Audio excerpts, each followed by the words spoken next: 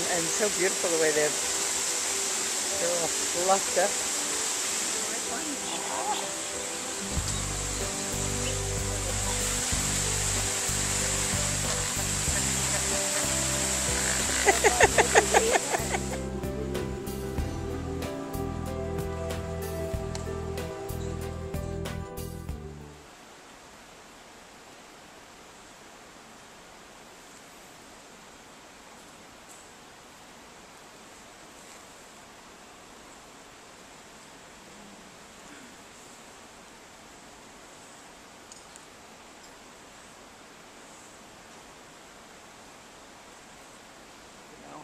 How are you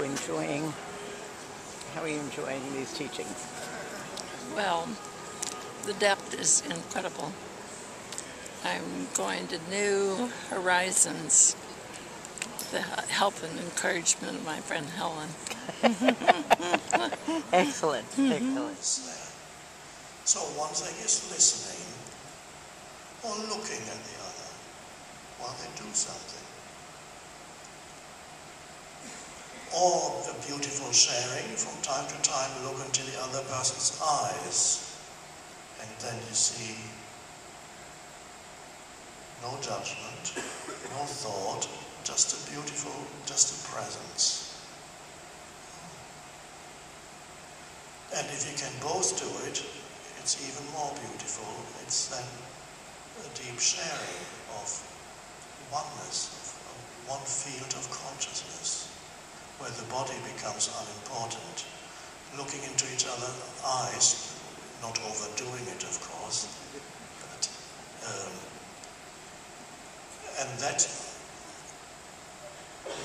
I practice that in virtually any relationship, whether I meet, I don't practice it, it's so natural, you can't really call it practice, but I don't think when I relate to a person, unless the person asks a question, then perhaps as an answer some thought arises that then becomes a word or words coming out of my mouth. But while I listen or look, there's no thinking, and that's why every encounter becomes actually quite enjoyable when you're not thinking, but when you are space.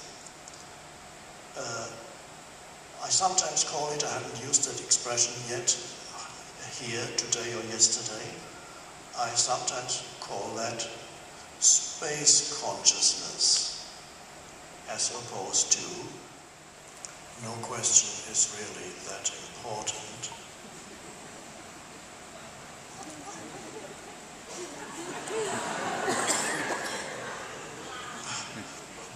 What about my question? Mine is important.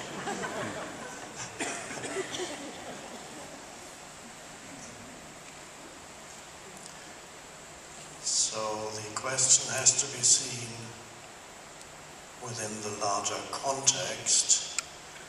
And what is the larger context?